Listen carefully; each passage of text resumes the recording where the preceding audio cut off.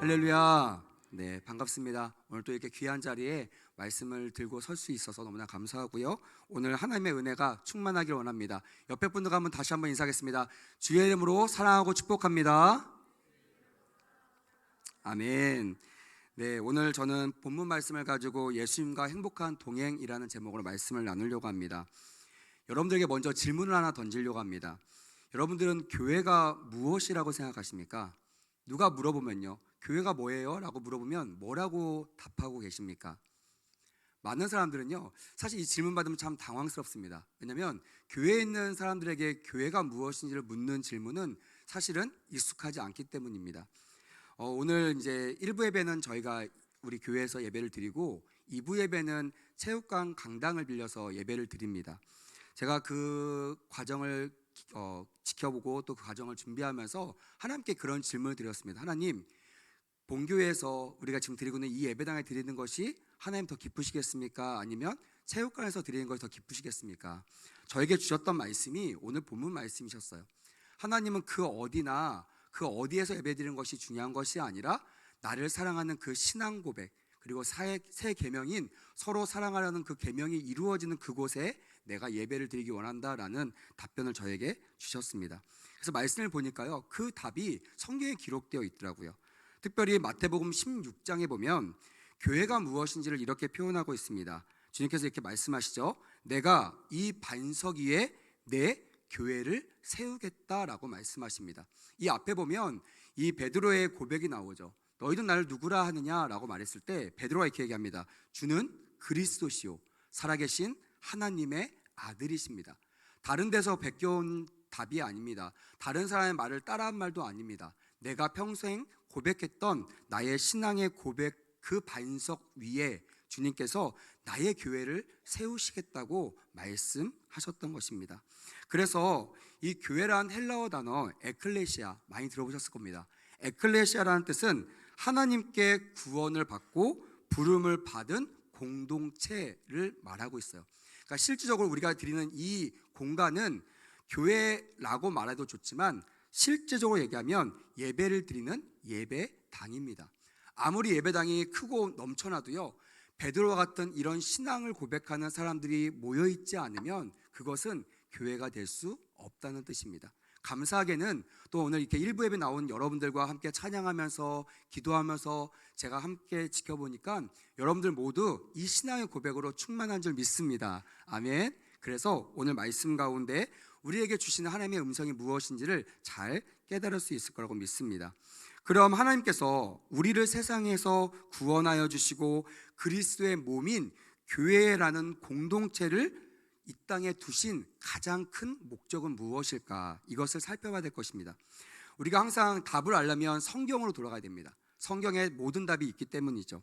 성경 특별히 이스라엘을 애굽에서 구원하셔서 광야에서 공동체 생활을 하게 하신 장면들을 떠올려 볼 수 있습니다. 하나님은요, 이스라엘을 바로의 압제에서 구원하셨습니다. 다시 말하면 죄인된 우리들, 우리 김진과 안수님께서 기도하셨듯이 우리가 예수님이 아니면 죽을 수밖에 없는 우리들이 예수님의 이름으로 구원받은 그 장면들과 동일한 상황입니다. 바로의 압제에서 구원하여 주셨고 그들을 구원의 길로 인도하기 위하여 광야를 지나게 하셨습니다. 근데 사도행전 7장에 보니까 주님은 이 광야를 이렇게 표현했습니다. 한번 따라해 보시겠습니까? 광야 교회. 다시 한번 광야 교회. 너무나 놀랍지 않습니까? 제가 이 말씀을 듣다가 깜짝 놀랐어요. 아니 광야인데 광야면 광야고 교회면 교회지 왜 광야 교회일까? 이 말씀을 통해 저는 깨달을 수 있었습니다. 하나님을 구주로 영접하고 주님을 살아계신 구세주로 고백하는 신앙 위에 주님은 그 믿음을 보시고 베드로에게 말씀하셨던 것처럼 교회라고 인정하시는구나. 다시 말하면 우리가 하나님 안에서 새 계명을 이룰 때, 사랑의 새 계명을 이루는 그 현장이 주님이 축복하시는, 거하시는 교회가 될 줄 믿습니다. 아멘. 그래서 우리가 오늘 사랑의 공동체를 이루면 이 자리가 하나님이 기뻐하시는 교회가 된다는 것을 다시 한번 믿음으로 선포합니다. 그 율법의 핵심이 10계명입니다. 1계명부터 4계명까지는 하나님을 사랑하라는 계명이고요, 5계명부터 10계명까지는 이웃을 사랑하라는 계명입니다. 그러니까 한마디로 말하면 1계명부터 10계명까지 어떤 계명이냐면 사랑하라는 계명이라는 것입니다. 하나님을 사랑하고 내 이웃을 내 몸처럼 사랑하라는 이 사랑의 법도를 우리에게 주신 것입니다. 즉 사랑의 계명을 지키는 것이 바로 광야 교회의 목적이라는 것입니다. 왜 교회에 나와야 될까요? 라고 물어본다면 우리는 서슴지 말고 사랑하기 위해서라고 대답해야 됩니다. 그럼 교회는 무엇을 위해서 달려가야 될까요? 우리는 고민하지 않고 말씀에 근거하여 사랑해야 됩니다라고 우리는 입을 모아야 될 줄 믿습니다. 마찬가지로 신약시대는요, 이것이 이루어졌습니다. 하나님이 우리를 세상에서 구원하여 교회로 부르신 이 에클레시아라는 이름으로 모인 이 신학교회는요, 교회에서 새 언약을 이루기 시작합니다. 이렇게 새 언약의 백성들에게 하나님은요, 요한복음 13장 34절 35절의 말씀을 통하여 한번 따라해 보겠습니다. 새 계명을 너희에게 주노니 서로 사랑하라. 어떤 계명을 주셨다고요? 새 계명이 뭐라고요? 서로 사랑하라. 주님께서 신학교에 지금 우리에게 주시는 새로운 명령, 내가 정말 온 마음 다해 온 힘 다해 너희에게 말하고 싶었던 그 메시지가 뭐냐면 너희가 서로 사랑하기를 원하신다는 것입니다. 오늘 말씀을 통하여 이 메시지가 가슴에 박히시는 은혜가 있기를 주님의 이름으로 축복합니다. 아멘. 이렇게 새 계명을 따라 서로 사랑하기 위해 주님은 함께 모으셨습니다. 흩어져 있는 것을 원하지 않으시고요, 모이는 거에 힘쓰라고 하셨고 모이는 곳마다 하나님의 임재를 허락하셨습니다. 여러분 생각해 보니까요, 사람이 혼자 할 수 없는 것들이 있습니다. 가장 혼자 할 수 없는 것이 무엇이냐면 사랑인 것 같아요. 아무리 잘난 사람도요, 혼자 자기를 사랑하는 거로 만족하는 사람은 한 명도 없을 것입니다. 정말 심지어 정말 아무 사람도 없으면 강아지나 동물들을 통해서 사랑을 받기를 원하는 것이 우리 인간들입니다. 주님은 그래서 혼자 사랑할 수 없음을 깨닫고 그것을 알기 때문에 서로 사랑할 수 있도록 공동체를 우리에게 허락하신 것입니다. 제가 오늘 말씀을 준비하면서 이런 기도했습니다. 하나님, 우리 백운수교회가 오늘 정교인 체육대회를 통하여 더 서로 사랑하게 하여 주시옵소서. 아멘. 혹시 오늘 참석하지 못한 우리 성도들이 계실지라도 여러분 걱정하지 마십시오. 우리가 몸이 참석하지 못하더라도 우리가 말씀을 근거하여 마음으로 이 믿음으로 고백하면 그 사랑 안에 하나님 안에 거하게 될 줄 믿습니다. 아멘. 그런데 사랑에는요 질서가 있습니다. 먼저 첫 번째는요, 우리가 하나님을 사랑하라고 했었습니다. 그것이 바로 예배입니다. 서로 사랑하다고 해서 또 사랑의 계명을 지키라고 해서 집에서 또한 친구들과끼리만 사랑하는 것이 아니라 먼저 지켜야 될 것이 하나님과의 사랑이에요. 그래서 우리는 항상 먼저 그의 나라와 그의 의를 구하라는 뜻을 따라합시다. 예배를 해야 합니다. 그래서 항상 뭐든지 예배가 우선 순위에 놓여 있어야 합니다. 그 다음에는 예배 안에서 옆에 있는 지체들을 사랑해야 됩니다. 주 안에서 서로 사랑해야 됩니다. 주님 밖에 있는 사람을 물론 그것도 중요합니다. 하지만 먼저는 하나님을 사랑하고 주 안에 있는 우리 성도들을 뜨겁게 사랑하셨으면 좋겠습니다. 그것을 코이노니아, 즉 교제라고 합니다. 세 번째는요, 우리끼리만 즐기면 안 됩니다. 이제 이 즐거움을 맛보아 누려야 될 그 사람들, 예수님을 모르는 사람들, 교회 안에 있지 않는 사람들에게 주의 말씀을 전하며 그들을 교회 안으로 이끌어와야 됩니다. 우리는 이것을 전도라고 합니다. 그래서 교회는요, 예배와 교제와 전도가 반드시 있어야 됩니다. 이것 중에 하나도 없으면요, 교회가 온전히 세워지지 못하는 것입니다. 그래서 우리가 함께 모여 그리스도의 몸을, 공동체를 이루는 가장 중요한 목적은 서로 사랑하라 라는 메시지라는 것입니다. 그러면 왜 하나님은 사랑의 법을 주시면서 우리가 함께 모여 사랑하기를 원하실까요? 본문 12절에 그 말씀이 기록되어 있습니다. 만일 우리가 서로 사랑하면 하나님이 우리 안에 거하시고 그의 사랑이 우리 안에 온전히 이루어지느니라. 아멘. 할렐루야. 바로 여기 온전히가 키포인트입니다. 우리가 주의 사랑을 경험하지 않지 않아요. 경험합니다. 근데 온전히 주의 사랑을 경험하고 있느냐예요. 만약 성도님들이 온전히 주의 사랑을 경험하는 것이 지속된다면 우리 삶의 문제들이 없어질 것입니다. 우리 삶에 문제가 생길 때 한번 점검해 보십시오. 정말 우리 안에 주님의 사랑이 온전하게 거하고 있는가? 아마 그렇지 않음을 깨달을 수가 있을 것입니다. 우리가 함께 모여 사랑할 때 하나님이 우리 안에 거하시고 그 사랑의 공동체를 거쳐 삼고 임재하신다는 것입니다. 저 멀리 계신 분이 아니라 지금 우리 안에 거하시고 우리 예배당 안에 우리와 함께 거하신다는 그 약속이 이루어지기 때문에 주님은 예배당에 모여 함께 주님을 예배하며 이웃을 사랑하라고 명령하셨다라는 것입니다. 그러면 이것이 중요하겠죠. 그렇게 주님의 사랑이 온전히 이루어지면 우리에게 어떤 일이 일어날까요? 어떤 축복이 일어날까요? 가장 큰 특징은 이것입니다. 한번 따라해 보시겠습니까? 하나님께 영광이 됩니다. 가장 우선순위 되는 게 뭐라고 했어요? 하나님을 사랑하는 거잖아요. 근데 하나님을 사랑하는 것을 어떻게 우리가 알 수 있을까요? 그거는 하나님이 기뻐하시는 것을 보고 알 수 있어요. 그것을 좀 어려운 말로 하나님께 영광을 올려드린다라고 표현합니다. 모든 예배가 마쳐도요, 우리 마음이 찝찝하고 뭔가 찌뿌둥하면요, 그것은 하나님께서 기뻐하지 않으시는 거예요. 근데 우리가 찬양을 부를 때 우리의 마음이 너무나 기쁘고 하나님이 기뻐하시는 것 같아. 그렇다면 그 예배는 하나님이 기뻐하시는 온전한 예배가 되는 것입니다. 오늘 모든 예배 가운데 이런 은혜가 있기를 주님의 이름으로 축복합니다. 아멘.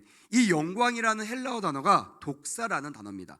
이것은 어떤 사물이나 존재의 내용이 밝게 밝혀지는 것을 의미합니다. 그러니까 하나님의 영광이 나타나 하나님의 아름다운 모든 속성들이 우리 안에 드러난다는 것입니다. 주님을 언제 볼 수 있습니까? 오늘 본문 말씀처럼 서로 사랑할 때 주님을 만나게 되고 주님을 목도하게 되고 주님을 경험하게 되는 줄 믿으시기를 주님의 이름으로 축복합니다. 아멘. 그래서 주님을 만나고 싶은 사람은요, 어떤 형편에 있든지 주님을 뜨겁게 사랑하고 내 이웃을 사랑할 때, 사랑의 이 계명을 지킬 때 우리 하나님을 경험할 수 있게 되는 것입니다. 교회도요, 이 사랑의 공동체가 회복될 때 부흥이라는 영광을 맛보게 되는 것입니다. 그러면 어떻게 우리가 하나님의 영광을 나타내는 사랑의 공동체를 이룰 수 있을까요? 너무나 중요하니까 집중해서 좀 들어줬으면 좋겠습니다. 두 가지를 여러분들에게 좀 말씀을 드리려고 합니다. 첫째는 따라합시다. 무엇보다도 우리가 모이기에 힘써야 합니다. 이게 너무나 중요합니다. 이것 때문에 우리 목사님께서 일부 예배를 오늘 온전하게 지키는 것입니다. 혹 체육대회 때문에 내가 거기 참석하지 못하는데 예배를 못 드리면 어떡하지? 여러분, 사실은 체육대회가 중요한 것이 아니라 오늘은 주님의 날이기 때문에 주님 안에서 모이는 것이 중요한 줄 믿습니다. 아멘. 주님을 사랑한다는 고백이 반드시 필요하고요, 어떠한 형편 속에서도 주님을 예배하는 이 공동체 모이기에 힘쓰는 것을 멈춰서는 안 됩니다. 다시 한번 여러분들에게 위로의 말씀을 드립니다. 체육대에 참석하지 않는다고 실망하지 마십시오. 오늘 이 자리에 일부 예배에 하나님을 사랑하는 마음으로 모이기에 힘쓴다면 이미 여러분들은 주님을 기뻐하시는 예배자가 된 줄 믿습니다. 아멘. 그래서 우리 마음이 온전해질 때, 또 우리가 온전하게 사랑을 누리고 맛보고 그것을 전할 때 하나님의 임재가 임하게 될 줄 믿습니다. 자, 둘째로 따라하겠습니다. 모여서 무엇보다 사랑해야 합니다. 모이는 거 중요하죠. 근데 모였다 가면 마당만 밟고 돌아가면요, 여러분 아무 일도 일어나지 않습니다. 가장 안타까운 사람, 제가 성경을 보면서 가장 안타까운 사람은요, 마당만 밟고 돌아가는 사람들이에요. 그 사람들은요, 노력했습니다. 애썼어요. 최선을 다했습니다. 하지만 결과는 빵점입니다. 어떤 모습이든지 반드시 주의 임재 안에서 주님을 만나고 가는 사람, 그런 예배자들이 되시기를 주님의 이름으로 축복합니다. 아멘. 그러려면 와서 뭐 해야 된다고요? 서로 사랑해야 된다는 것이, 주님을 사랑하는 뜨거운 예배, 또한 성도들을 뜨겁게 사랑하는 이 교제의 예배, 찬양의 예배가 오늘 백운수 교회 예배 가운데 임하기를 주님의 이름으로 부탁을 드립니다. 아멘. 그런데 이 사랑은요, 인간적인 사랑이 아니에요. 내가 노력해서 하는 사랑 아닙니다. 내가 기분 좋을 때 내가 상황에 대해서 나타낼 수 있는 사랑이 아닙니다. 그 사랑은 바로 아가페의 사랑이에요. 내가 할 수 없는 사랑, 원수도 사랑할 수 있는 그 사랑, 그 사랑이 오늘 예배 가운데 충만히 임하게 될 줄 믿습니다. 아멘. 그런데요, 성경을 보니까 우리는 스스로 그 사랑의 빛을 나타내지 못한다라고 되어 있습니다. 특별히 우리는 반사체인 달과 같아서요, 스스로 사랑할, 스스로 빛을 낼 수 있는 능력이 없어요. 아무리 내 안을 들여봐도요, 여러 사람을 사랑할 수 있는, 원수를 사랑할 수 있는 그런 능력이 없음을 고백하게 됩니다. 그래서 우리는 주 안에서 사랑하는 법을 배워야 돼요. 목사님을 통해서 매주마다 매일마다 말씀을 먹어야 될 이유, 그것은 나의 힘으로 할 수 없는 그 사랑의 법도를 우리 목사님을 통해 주시는 말씀을 통하여 매일매일 그 사랑의 법도를 배우는 그런 시간을 가져야 될 줄 믿습니다. 그것이 바로 예수님이 말씀하신 사랑의 법을 그리스도 안에서, 따라합시다, 나는 죽고 예수로 사는 것, 이것이 바로 우리가 스스로 또 주 안에서 사랑하는 법을 얻을 수 있는 비결이라는 것입니다. 이렇게 24시간 주님을 바라볼 때, 그 주님을 내 안에 모셔드릴 때 내가 해준 것이 아니라 내 안에 계신 그 주님이 살아서 나를 사랑의 도구로 사용하신다는 것입니다. 사랑하는 여러분, 말씀을 마무리하려고 합니다. 오늘은요, 한 달 내내 정말 이 마음으로 준비했습니다. 정교인들이 사랑의 공동체를 이루고 함께 모여 서로 사랑할 때 주님의 임재가 임하게 될 줄 믿습니다. 아멘. 사랑의 공동체를 이루기 위하여 하나님께서 허락하신 귀한 시간인 줄 믿습니다. 우리 중직들과 또한 영혼을 맡은 지역장, 목자, 교사들, 모든 사람들, 형편이 되든지, 또한 내가 중간에 나와야 되는데 걱정하지 마십시오. 나와도 됩니다. 그 사랑의 공동체에 참여하셨으면 좋겠어요. 그 사랑의 공동체에 내 몸으로 참여하지 못한다면 그 시간에 하나님, 내가 참여하지 못하더라도 그 현장에 하나님의 은혜가 임했으면 좋겠습니다 라는 마음으로 중보하는 귀한 예배자들 되었으면 좋겠습니다. 아멘. 그럴 때 그동안 맛볼 수 없었던, 그동안 한 번도 경험할 수 없었던, 그 누구도 체험할 수 없었던 하나님의 강력한 사랑의 임재를 경험하는 귀한 날이 될 줄 믿습니다. 아멘. 서로 사랑하라는 이 계명이 실천되어 주님이 주시는 귀한 은혜를 경험하는 저와 여러분이 되시기를 주님의 이름으로 축복